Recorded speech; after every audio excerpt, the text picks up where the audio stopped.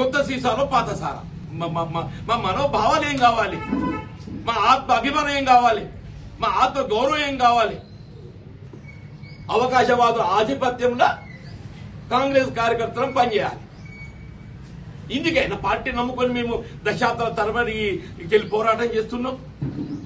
మీరు దశాబ్దాల తరబడికి వెళ్ళి ఏదైతుందో టీడీపీలో 10 ఏళ్ళు పోరాటం చేసినవయా, చంద్రబాబు నాయుడుని ఎదిరించి. టీఆర్ఎస్ ప్రభుత్వంలో 10 ఏళ్ళు పోరాటం చేసినవయా, కేసీఆర్ని ఎదిరించి.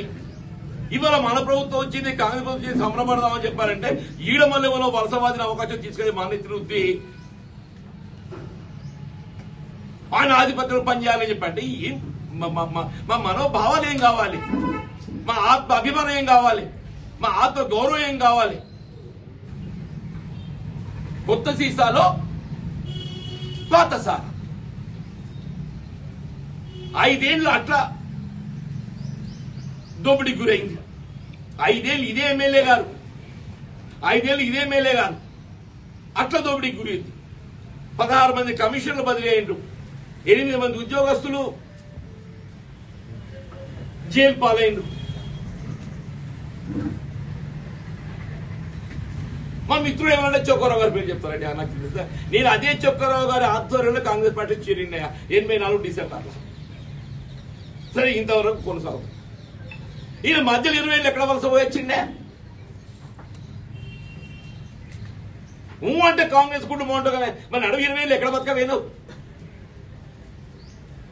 నడుమ 20 ఏళ్ళు ఎక్కడ బతకవేను అని చెప్పి అంటున్నా.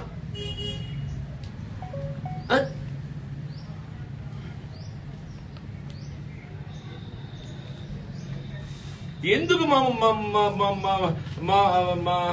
ఎందుకు మా ఆత్మవిశ్వాసం దెబ్బతీస్తావు, ఎందుకు మా గోస పెడతావు, ఎందుకు మాతో చెల్లగాట ఆడుతున్నావు, ఎందుకు మా జీవితాలతో చెల్లగాటాలు ఆడుతున్నావు అంటే నాకు అప్పుడప్పుడు ఆశ్చర్యం అనిపిస్తుంది.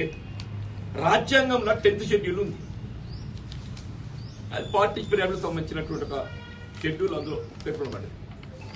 అందులో ఏదైనా కొత్త నిర్వచనం ఉందో అది తెలుస్తలేదు. ఒకవైపు ఏదైతుందో స్పీకర్ గారు బీఆర్ఎస్ పార్టీ అంటారు, మరి బయట వచ్చేది అవుతుందో కాంగ్రెస్ పార్టీ అంతర్గత వ్యవహారాల్లో జోక్యం చేసుకుంటూ నువ్వు అభివృద్ధి కొరకు పాటుపడు ఆయన సంతోషపడతాను. మళ్ళీ మేము కూడా ఏదైతుందో కాంగ్రెస్ పార్టీ తెలంగాణ రాష్ట్రంలో ఏదైతుందో అధికారంలో రేవంత్ రెడ్డి గారు మోడీ గారితో ఏదైతుందో సంప్రదింపులు చేస్తారు, విజ్ఞప్తులు చేస్తారు. మన రావాల్సినటువంటి ఒక నిధులు హక్కులు